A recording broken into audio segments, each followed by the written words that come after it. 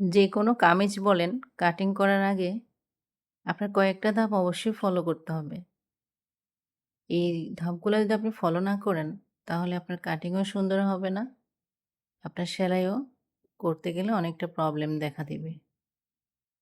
তো প্রথমত হচ্ছে আপনাকে কাপড়টা ভালো করে বসাইতে হবে যখনই কাটিং করবেন। আপনার কাপড়টা বাঁকা হচ্ছে কিনা, সোজা হচ্ছে সেটার দিকে অবশ্যই খেয়াল রাখবেন এবং কাপড়গুলো সুন্দর করে বসাবেন। আপনি যদি একই মাপের ৩ টা ৪ টা একসাথে হয়, আপনি একই সাথে বিছিয়ে কেটে নিতে পারবেন যদি একই মাপের, একই ডিজাইনের হয়। আলাদা, আলাদা করে কাটতে হবে না। কাপড়গুলো সম্পূর্ণ সোজা করে ভালো করে বসিয়ে নিতে হবে। তারপর হচ্ছে কাটিং করতে হবে। তখনই দেখবেন আপনার কাটিং সুন্দর হয়েছে। এটা আমি একটা কুচিওয়ালা একটা ফ্রক কাটবো, মানে 3 পিস দিয়ে। তো আমি ১ম এ মাপগুলো লিখে নিয়েছিলাম। দেন হচ্ছে আমি একসাথে ২ টা কামিজ একসাথে করে কেটে কাটিং করব। আসলে শুধু কাজ অনেকেই তো করে। শুধু করার মতো করলে হবে না। কাজ আসলে বোঝাটা হচ্ছে ইম্পোর্টেন্ট।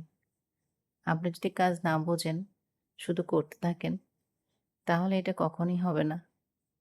আপনি কাজ আগে বুঝবেন, তারপর করার চেষ্টা করবেন। তখন দেখবেন আপনার কাজ অনেক সুন্দর হয়েছে। ফিনিশিংটা তো আপনার কাছেই ডিপেন্ড করে। আপনার উপরে ডিপেন্ড করে।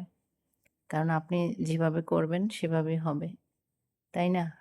আর আপনার কাজ যখন ভালো হবে, কাস্টমার এমনি আপনার কাছে আসবে। ফিনিশিং হইলে কাস্টমার এমনি আসবে। কাস্টমারের কাছে আপনাকে যেতে হবে না। কাস্টমার আপনাকে খুঁজে বের করবে। তো আমি একসাথে ২ টা ফ্রক কেটে ফেলেছি। দেখতেই পাচ্ছেন। তো আমার কাস্টমার বলেছে ২ টাতেই গোল গলা দেওয়ার জন্য। আমি ২ টাতেই সেম গোল গলা কেটে নিয়েছি। এটাতে আবার লেস হবে। সামনে পিছনে ২ দিকেই কুচি হবে।